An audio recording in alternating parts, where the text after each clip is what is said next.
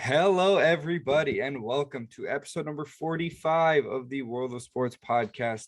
I am your host, Diego Sandoval. Joined with me, as always, is my co-host, Logan Ring. Logan, say what's up to the people. What's up, everybody? We've got a good episode. It's been a while. I've been gone. I've been in Atlanta for the past about week and a half. We weren't able to do an episode the last 2 weeks, but we are back. We are better than ever for episode number 45. We are going to honestly, it's kind of a bad time to not be posting podcasts for sports, but it is what it is. We are going to be talking about the NBA Finals. Of course, it's the biggest thing in sports right now. Milwaukee Bucks, Phoenix Suns, going to be giving our take on kind of how the series has gone to this point and how we think it will play out in the coming either 2 or 3 games in this series. And then after we go through the NBA Finals, we're going to transition over to the MLB. Just this past week, it was the All-Star break. We had the Home Run Derby. Congratulations to Big Meat Pete Alonso. And then we had the All-Star game in which the American League won. American League has won, I think, the last 8, I think. And Vlad Guerrero Jr. was the MVP. He had 1 home run. That's all it takes these days. But yeah, it was a good game, and we're going to be talking about kind of the MLB season thus far, as it is the halfway point. Games are starting back up today. We're recording this on Friday, July 16th. The second half has officially begun. So yeah, just a little bit about the 2021 MLB season to this point. Again, as always, follow us on all of our social media accounts. They will be links down below. If you're watching on YouTube, like, comment, subscribe, give us a like, rating, follow, share, whatever it is on all the podcast platforms that you may listen to your podcast on. Check us out. Greatly appreciated. Let's get right into it with the NBA Finals. Like I said, it's Milwaukee Bucks, Phoenix Suns, and as of right now, the series is tied 2 games apiece. The Suns took the first 2 in Phoenix, and Milwaukee has taken the second 2 at home. And now we are going back to the Valley, as they like to call it, for Game 5. So, it's been a great series thus far. It may not be the big name teams that we've been used to seeing in the finals these past couple of seasons, but they're giving us a great series, and that's all you could really ask for. Yeah, it's been really refreshing to see just new people in the finals for once. It's been like LeBron or Curry or whoever for the last 10, 11 years. So I'm really enjoying it. I'm glad that 2 teams who nobody has won the finals get to play against each other, because either way, it's going to be awesome to see somebody get a ring. And whether that's like Chris Paul or Giannis, I'm really, really happy for either one of them. And the first 2 games of this series weren't really that fun to watch, honestly, kind of blowouts. The third one was not a blowout, but the Bucks were leading by a lot. It was just nice to see not going down 3-0. But Game 4 was really fun and really close the entire way through. It's been really entertaining, and it's been really nice to see people step up. Devin Booker having a horrible Game 3 and then coming back, dropping 40 in Game 4. Giannis playing insane the entire series. Chris Middleton putting up 40. It's been really fun to watch. And then just Chris Paul in the finals. I mean, I'm excited to see that. Yeah. Let's start with the Suns. And Chris Paul is an interesting guy in this finals, because he's not the top scoring option on his team. He won't. He has gone out there and put up big offensive numbers, but he doesn't necessarily do it day in and day out. And if we're being honest, he's had some turnover struggles, especially in clutch times in these finals. And obviously, all of your mistakes are very much blown out of proportion when you're playing in the NBA Finals. I mean, and honestly, as they should be. You're playing in the most high leverage games of your career. But it's interesting to me. I definitely didn't expect it out of Chris Paul for him to be making this many mistakes. Yeah, it's not something that you see from Chris Paul. He's one of the guys who is the best at taking care of the ball, passing, whatever. And even in Game 4, I think he had like 2 or 3 turnovers in the last 5 minutes. You just don't really see that from him. And in the first 3 games, he was amazing. So one bad game. I mean, if you're looking at Finals MVP or whoever, I think if the Suns win, it could still go to Chris Paul or Devin Booker. But I think Game 5 is a big bounce back game for him. Booker put up 40 on insane efficiency, and he just kind of needed one other guy to step up, and Chris Paul didn't do that. So yeah, this is a really big game to, I guess, prove that he's not gonna do that again, and it's a legacy thing for him, because if he doesn't get a ring this year, then it's gonna be tough. So Yeah. yeah. And then, moving on, staying with the Suns, but moving on to Devin Booker, like you said, he has that 40 points if he wants it kind of mindset and play style where he'll go out and get his buckets. But then we've also seen, you mentioned it, Game 3, he was not good. Like I don't remember how many points he scored, but it was on terrible shooting numbers, and he just didn't do what the best, what the number one scoring option on a championship team should do. And that's not to say we haven't seen that necessarily on both sides, but Devin Booker seems to me like when he's on and he's got the right pieces around him, that Suns team is unbeatable. But then we see moments when Devin Booker, I don't know if it's his age getting to him, if it's his inexperience, but he just seems like he just can't hit a shot. So it's this weird balance where if he's on, he's the best player on the court, but when he's not, it's highly detrimental to his team. And it's this weird balance that the Suns, I don't think, have been able to necessarily find, where a guy needs to really step up if Booker doesn't have it. Yeah, there's a lot of pressure on him and Chris Paul this series. And it's not great to see when your superstar is really on his game and making a ton of shots. And then they still lose. And part of that was defensively. Booker got totally exploited in Game 4. I mean, he probably should have had 8 fouls called on him. Like, that's a meme that he got 8 fouls that game, but it's true. And they're switching on to him. Offensively, he's doing what he can, so I'm not going to blame him on the defensive end, but that's something that they got to work on, because they're just getting switched on, and then either Giannis or whoever is just backing him down. But yeah, I mean, it's really cool to see Booker in this situation. I'm glad that he's getting a lot more recognition. Even last year, he was an empty stats kind of guy, which that's something for another episode. But I mean, empty stats, if you're shooting efficiently, just that doesn't exist. But yeah, Booker's been great for a couple games, but like you said, kind of inconsistent. So we'll see where he goes from here. Another guy I do want to shout out, though, is Cameron Johnson. Yeah, he's, I guess, 6th or 7th man this series. But he's been so good, shooting insanely efficiently. He had that amazing dunk. He's been a spark off the bench that they really needed. Really exciting player, too. He can hit a 3, but obviously showed off his athleticism. Good on the defensive end. This Suns team is a lot deeper than people think, even with injuries to guys like Saric. I mean, they've been great off the bench, too. Yeah.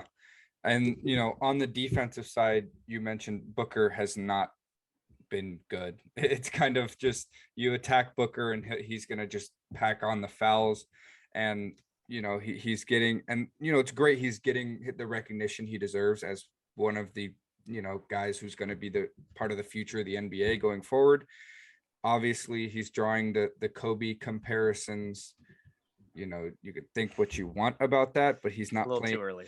It's definitely too early, and he's definitely not playing defense like Kobe would play defense. Kobe was one of the better defensive players in the NBA when he was in the league. Booker, again, he's young, so he's got time for that, for defense. That's kind of what we see in terms of young players. They learn defense along the way. But I do want to shout out DeAndre Ayton. He may not put up the offensive numbers you're necessarily looking for from a big man in the finals, but when he's the one that's guarding Giannis, nobody's going to stop Giannis, but if anyone's going to somewhat limit him, it's been DeAndre Ayton, and that's really been the only guy that can do anything against him. So if I'm the Suns going forward, I try to get into as many situations, and I know it'll be hard if Chris Middleton's on and that pick and roll's going, it's tough. But I'm going to try to get into as many situations as possible where I have DeAndre Ayton on Giannis. Yeah, nobody else can guard him on the Suns team. Like you said, it's got to be a joint effort. And it's not like DeAndre Ayton's like shutting him down. Giannis has by far been the best player in this series. But yeah, he's the only body that can physically match up with him.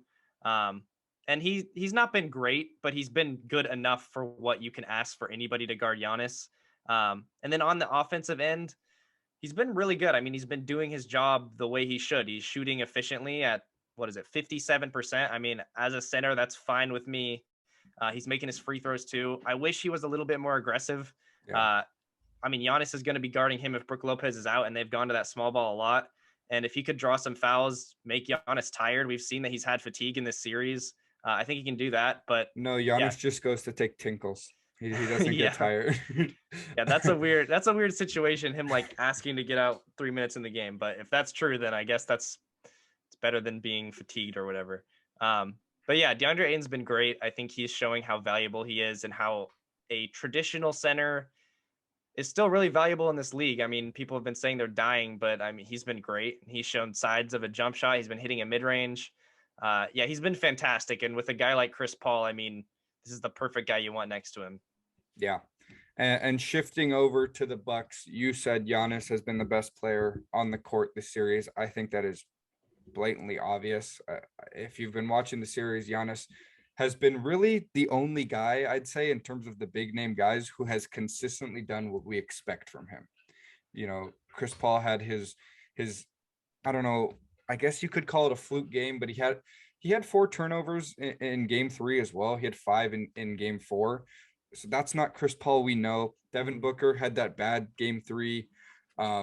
Chris Middleton, Drew Holiday have been very up and down, but Giannis has always kind of been, well, it's Giannis. Okay, he's gonna, no matter win or lose, Giannis is gonna get his. Is kind of what the trend has been for the Bucks. But what I think when I look at the Bucks, it's that without a doubt, Giannis is the star, and I think a lot of people have kind of come to this conclusion as well. But Chris Middleton is the guy, like the closer, I guess is the better way to put it. Giannis will do everything he can do for the first 3.5 quarters, but Chris Middleton needs to be the guy closing out the game. I Yeah, just Giannis. I don't. Yes, he's going to get rebounds. Get obviously he had the block that's being compared to LeBron's. It was a ridiculous block, not the same leverage as LeBron's, but it was still ridiculous. But Chris Middleton is the closer of this team, and without him shooting the numbers that we kind of think when we think of Chris Middleton, he's been a 50, 40, 90 guy in the past. Without that, I don't think that they win this series. yeah. I think you're totally right. Chris Middleton, Giannis can do a lot. If he doesn't get help from a guy like Chris Middleton, they're not going to win. And the closer of this series for the Bucks, absolutely, it's been him. They kind of have won when he's played great, lost when he hasn't. And like in game 4, he showed up and he's taking a lot of shots, being really aggressive. And I really like that from him. He could be a little bit more efficient, yes, but the Bucks don't have a lot of shooting, and I'd much rather have Chris Middleton take a bunch of threes or whatever mid-range shots than other guys like Brook Lopez. I do want to point out, Giannis only 22 assists. I mean, 5.5 a game is great for a big man, but we've seen Giannis do more, and I love that he's been doing that. They've been moving the ball and getting other people involved. Drew Holiday's had a lot of assists. Chris Middleton has the same as Giannis. I love that they're not just playing only through Giannis and they're moving the ball. I think Giannis is best when he's involved in something like the pick and roll, driving to the basket. If people are going to crowd to him, he passes out. Yes, that's how he gets a lot of his assists. But I don't think just ISO ball is what's worked. And we've seen with the Bucks, when they move the ball a lot, they are pretty much unstoppable. It's just that they haven't been doing that a ton. But in the finals, they have, and it's been great. For the third guy for the Bucks, Drew Holiday, I do want to point out he has been fantastic on the defensive end. He's moved the ball a lot. Offensively, or just shooting wise, scoring, it's been pretty tough. He's shooting 33% from the field, 27% from 3. And it's one of those situations where it's like shoot or shoot, keep shooting. I know you're not making it, but sometimes he does take some pretty tough shots that are just not great. He just kind of throws them up there. I think he's taken like 20 shots, like 2 or 3 times this series. From a guy like Drew, I don't know if I really want to see that. Passing the ball, taking wide open threes, that's great. Driving the ball and being aggressive, yes. But sometimes I think you should pass it a little bit more. but I love his aggressiveness. He's been absolutely a plus in this series. It's just that he can improve a lot on his scoring. And I think that's a good point for the Bucks because they've won even when he hasn't shot great. So even if you can make him shoot 40%, it's going to be definitely a big boost for the team. But yeah, he's been great in other areas. Yeah, that Bucks offense is at its very peak when the Chris Middleton Giannis pick and roll is working like we not we how I expect it to work, but how it should in terms of Chris Middleton will consistently hit shots at a really good clip, and Giannis is going to draw attention. But that only works if a guy like Drew Holiday can hit his shots. And we've seen it, and then we've not seen it. That's where I think these two teams are so evenly matched right now. They're playing very identically. If you line it up, they both have two solidified stars, Giannis and Middleton, Chris Paul, Devin Booker. One has, they've either been consistent or they've been, shaky here and there. And then they have these third options in DeAndre Ayton and Drew Holiday, both great defenders, both we know that they have the potential to get it done offensively, but they just haven't really at the clip that you want for a team in the NBA finals.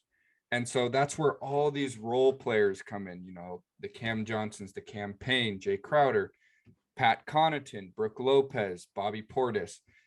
These two teams are so evenly matched in that way, just the way their players and way their rotation works. That's why this series has been so good. It's they're almost the exact same team if you look at it in that way. Yeah. And it's been kind of weird too. The dynamic of these teams is pretty similar, but the play style has usually been pretty different where the Bucks attack inside, the Suns are more of a three-point shooting team. But weirdly, the Bucks have actually shot more threes in this series. And they're making them. I mean, they're not shooting bad. 35% from the field for the Bucks is totally fine from three-point line.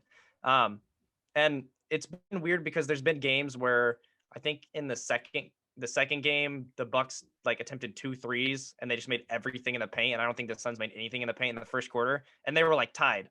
So it's two different styles of basketball with like the same type of, I guess, roles of the players where they have superstars and whatever. So it's cool to see two different ways of playing the game matching up. And it's just been great because of how even it's been. And I think it kind of shows that the NBA, like, yes, 3-point shooting is huge, but like you can play inside too. And it's just all about adapting. Like the Bucks have been taking a ton of threes. And Mike Budenholzer, I do want to give him credit. He's made a lot of changes this series, and that's always been the criticism is he doesn't make changes. Like Bobby Portis, he didn't play in like the first 2 games. Now he's been inserted into like the 7th, 8-man role, and he's been bringing a ton of energy to this team.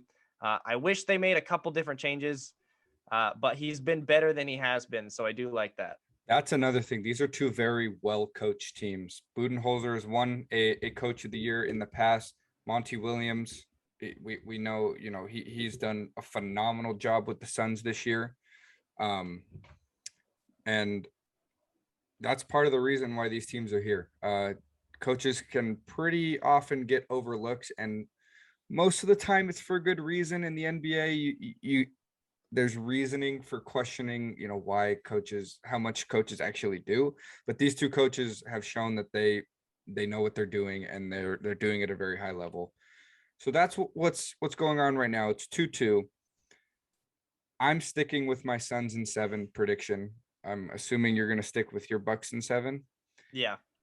I think that if the Bucks win this series, it's got to be in 6. I have a lot more faith in Chris Paul, Devin Booker in the Valley in Game 7. But I hope it goes to Game 7. I think everybody kind of wants a great series. I think that's where most of the NBA fans are at right now because, Bucks and Suns, they're not the most popular teams in any measure. Yeah. But we're at the point where it's like, okay, these are two very evenly matched teams. Let's see where this goes. And I think this is the perfect series to go 7. Yeah. I mean, still a team hasn't lost at home. And Right. the whole saying is like the series starts when a team loses at home, and that hasn't happened yet. It's a Mhm. best of 3 series right now. And the Suns with home court advantage, it's a huge deal. Like we've seen the Suns fans be absolutely crazy, just like chanting, they're counting to 10 or like Mhm. 15 or whatever in 10 seconds when Giannis shoots free throws. And then in Milwaukee, when he shoots, it's like there's Dead no sound at dead all. silent. We've seen like Drew Holiday and Chris Middleton play way better at home. Mhm. So yeah, home court advantage is huge in this series. I got Bucks in 7. I love that they have the momentum, but I can't lie and pretend that like it's going to be hard to win in Phoenix and that you're going to have to do it at least once. Um, so yeah, it's an amazing series. Now I'm really glad that the Bucks were able to tie it up because this could have been a sweep. Mhm. After going down 2-0, it kind of looked like they had the momentum. So yeah, I'm really excited, and I'm glad that this is the matchup because of how even it is. Yeah. Bottom line, it's a great NBA Finals, and it's going to be great. I think the way the schedule is set up, by the time we do the next podcast, will it be over? I think it will be. If I it think, goes to game 7, I think it will be like the day after is game 7. So hopefully it goes to game 7, so it's not done. yeah, hopefully it goes to game 7. Um, but yeah, that's all we got in the NBA Finals. Again, great series. It should be a great games 5, 6, and hopefully 7. Moving on to our second and final segment, the MLB First Half. Again, like I said, it was just the All-Star break, and the second half of the MLB season has begun. I think games have started today. Um, so we're off and running in the second half. It feels like this season has kind of flown by. Um, we're gonna start off with some players maybe that we want to shout out, and then get into some teams that have had interesting first halves. Let's put it that way. And I'm gonna come out and say it because it needs to be said. We don't need to talk about it that much because we've talked about it in the past, and everybody has talked about it in the past couple of weeks. But Shohei Ohtani is having arguably the best season we've ever seen in professional baseball history. He's pitching, he's hitting, he's leading the league in home runs. He's got over 1,000 OPS.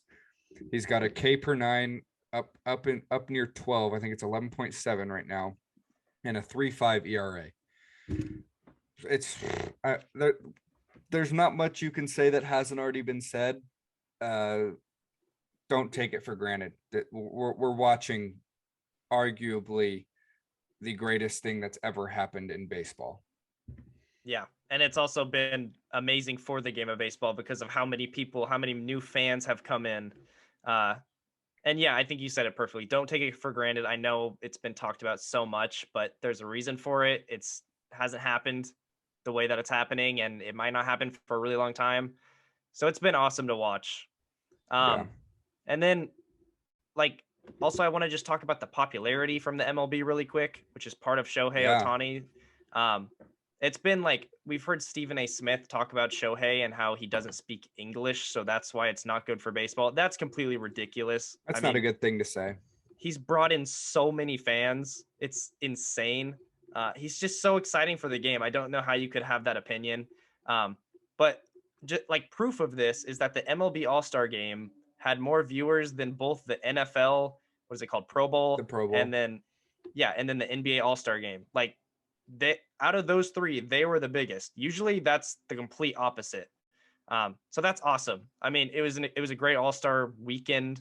Everything was super exciting. And I just love that baseball is gaining popularity. So many new fans. It's awesome. Baseball's back, baby. I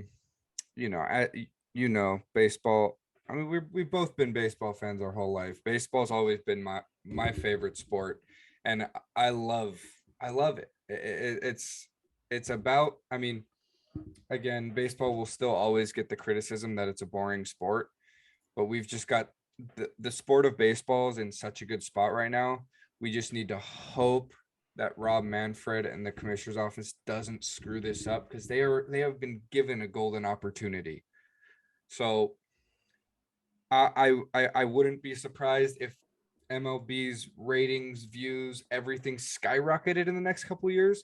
But then I also wouldn't be surprised if Rob Manfred somehow found a way to mess this up.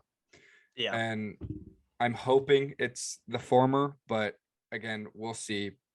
But if you're not watching baseball right now, at least turn on the TV when Shohei Ohtani's batting.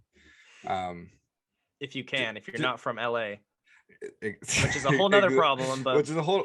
We can talk about that later. But yeah, it's great for the game of baseball. Are there any players from this season that you wanna mention? I mean, the really obvious one, he was the All-Star Game MVP, Vladimir Guerrero Jr. We've already kind of talked about these guys. I just think it's Yeah, amazing what he's doing, leading the league with his average. He's also up there in home runs. Basically every offensive category he's up there in. And the Blue Jays team, just basically they're young and they're so exciting. It's just been awesome to see some of these guys have a breakout year. And Vladimir Guerrero is just so fun for the game. He also doesn't speak English very well. It does not matter. hey, Like, who cares? You know? yeah, I mean, it's amazing for the game to grow it. Um, he's been so fun to watch. It's just exciting young players. Yeah, and that's one thing I wanted to touch on is the MVP races for the rest of this season are going to be very, very fun to watch. I think the American League is, I mean, who knows what's going to happen in the second half? Somebody could just shoot up, but right now it's those two guys, Vlad and Shohei. I think it's Shohei right now, in my opinion. And then you look at the National League, and we're in the same scenario where it's a pitcher and a hitter, at least in my opinion. And I think in a lot of people's, I think that's where it is in terms of Vegas odds right now. But I think this one can be a lot closer because Jacob DeGrom doesn't hit, he just pitches. But he is having one of the greatest, if not the greatest, pitching seasons of all time right now, as predicted on the World of Sports podcast before the season started. Dude, he's got a 1 ERA, a .5 WHIP, 146 strikeouts Yeah, halfway through the season. and his last two starts were like bad, and he still has an Bad, ERA of 1. bad. He's given up like 3 runs. Yeah, And the other guy is Fernando Tatis, who right now is on pace to be the first ever 50 home run, 40 stolen bases player in MLB history. that's crazy. I don't understand what they're gonna do if Jacob DeGrom breaks the ERA record and Tatis does that. You got to have co MVPs. It's crazy. Both leagues have guys who two of them should absolutely win MVP in most years. Yeah. Like Vladimir Guerrero Jr. is batting 330 with like leading in every offensive category. Vlad Guerrero has the triple crown right now. Yeah, and it's like, but this other guy's better. So like that's not supposed to, you're not supposed to be able to say that. And it's the same with Tatis. Yeah. If a guy in the past, if a guy had a 40-40 season and was decent in other statistical categories, here, automatic MVP. But we're not at that spot right now, which is insane. It's awesome. I mean, great. Tatis, I know that because he's a Padre, you're not a big fan of him, but I mean, I don't know. He's the face of baseball for a reason. Like everybody is like impressed by what he's doing, at least. I love Fernando Tatis. I just don't like when he does it against the Dodgers. Yeah, I feel okay. like that makes sense. That's normal. But yeah, go ahead. I just it was just that, like, just because I'm a Dodger fan, it doesn't mean I understand Fernando's impact with the game of baseball and the MLB, and I think it's just so much bigger and more important than the rivalry between the Dodgers and the Padres. Like, you have to root for a guy like Tatis. Like, it's almost like if you're a baseball fan and you don't, what are you doing? Yeah. I mean, it's awesome. I'm just so excited for baseball and how much it's been growing and just how it's gotten this excitement around it. Moving on from players, you can cover one later. I just want to talk about like the biggest surprise in a good way team. Yeah. And that's definitely got to be the Giants this year. No doubt. I think themselves probably wonder how this is happening. But they have been consistently so amazing. One guy I want to shout out, I'm sure you're going to talk about it too. From the pitching side of things, Kevin Guzman, I think that's how you pronounce it. Guzman. He's been so good. 1.73 ERA. I mean, he's been their best pitcher, and he's just been basically unhittable. Like, I don't even think that anybody would have saw this coming. Their pitching's been great, and their hitting's been great. Yeah. I just don't understand it. that plays into the same narrative. He's having a Cy Young season any other year. Yeah. But Jacob deGrom exists. So yeah, so many players are just, they're not even in the MVP conversation just because of how great other players have been, even though they should be any other year. But yeah, he's been fantastic. I'm sure you can cover a bunch of the hitters. You see them all the time. That whole division is wild. But yeah, I wanted to shout him out. yeah, the Giants are 57-32, which is best in the league. They are right now, I think they're 2 up on the Dodgers and like 4 or 5 up on the Padres. I mean, going into this season, everybody kind of considered this not a maybe a rebuild year, I guess you could say, but something is in that locker room where they have this just perfect mixture of young guys that are kind of reaching their potential early and old guys who are for some reason playing like they're still in their prime. Nobody expected an all-star season from Buster Posey. Nobody expected an all-star season from Brandon Crawford. Nobody expected Evan Longoria to be one of their better hitters. Brandon Belt has played phenomenal. And, they've got Mike Yastrzemski. They've got these guys who it's like I said, it's this perfect mixture that for some reason is working in San Francisco. And I feel like I've said every week this whole season I've been saying, okay, the Giants are going to cool off. It's okay. The Giants will cool off. The Giants will cool off. And I'm at this point where I'm legitimately questioning what is happening. Like, I think most people are. Like, how? I love to, as a Dodgers fan, the rivalry, I hate the Giants more than I hate the Padres for sure, just because it's more of a rivalry. It's been more of a rivalry. But I've never hated a guy like Buster Posey just because of his career and what has happened to him. So I love it for Buster Posey. I'd be fine if the other Giants stopped playing well. But it's just crazy. And nobody expected it, like you said. So it's just another fun storyline in baseball this year, which I feel like we have just so many that can be explored. Yeah. It is. Yeah. I know I know you wanted to talk about the Cubs too, which is a very different way Very of different. a Yeah. surprise. But let me go to their record real quick. It's they're not good. They're 44-46. So the Cubs are weird, dude. They were I think they were 4 or 5 games above everybody in the NL Central. They were on top of that division. It was mid-June and they no-hit the Dodgers. That they had that combined no-hitter where Craig Kimbrell didn't know it was a no-hitter. And then they lost 12 straight games after that. 12 straight. And now I think they're 4 or 5 down in their division. They're 8 down now. 8 down. Jeez. Yeah. And I think they're jumping. Everyone's gone. Jock just got traded for a prospect that we will never see again. Chris Bryant, I'm sure, is probably out of there. Craig Kimbrell, I think, is out of there. Which, by the way, Craig Kimbrell, we're going to talk. I think MLB trade deadline will be next week's main stick because it'll be closer to July 31st. But Craig Kimbrell is going to be a very valuable piece for a contender. Yeah.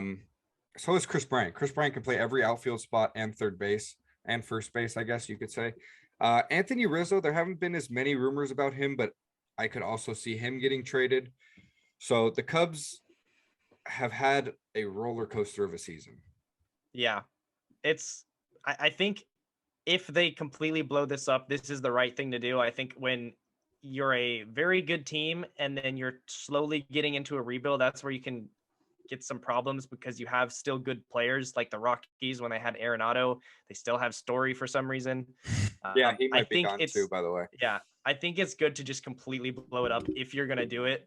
If they don't do it, that's fine. I guess if they want to try it out, I'm not sure if that's going to work, but I think if you're going to do it, trade everybody, get as much value as you can, maybe keep a couple young pieces, but get as much value as you can because you want to start over from this team if it's going to happen. This might be a sore subject for you, but does this Does what you just said about either completely blowing up or keeping everybody remind you of your Indians team right now? And Yeah, what direction do you think you see them going in? it's Because it's tough. it seems in the last season, obviously the Lindor one was the big one, but they've been in this kind of dance between, are we going to trade away a lot of our guys, or are we just going to trade a couple of them? Yeah, I think it's because I've seen it firsthand. I mean, I love the Indians. I love my team. I love guys like Jose Ramirez, Shane Bieber. I don't want to see him get traded. Like, Right. I didn't want to see Frankie get traded.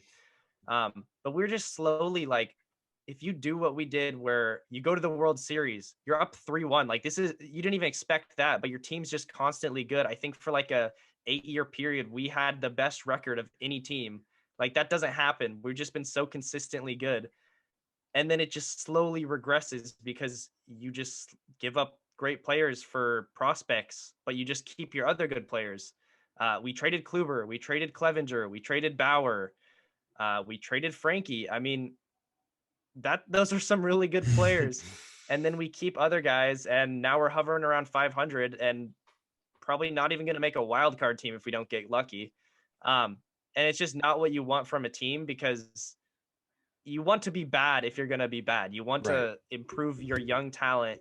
You don't want to have aging superstars, I guess. I know Shane Bieber and Jose aren't old, but the timeline that they're on is probably not the timeline that the best chance for the Indians to make the World Series is going to happen. Um, so yeah, if you're a team like the Cubs or another rebuilding team or almost rebuilding team, if you're going to do it, you should do it.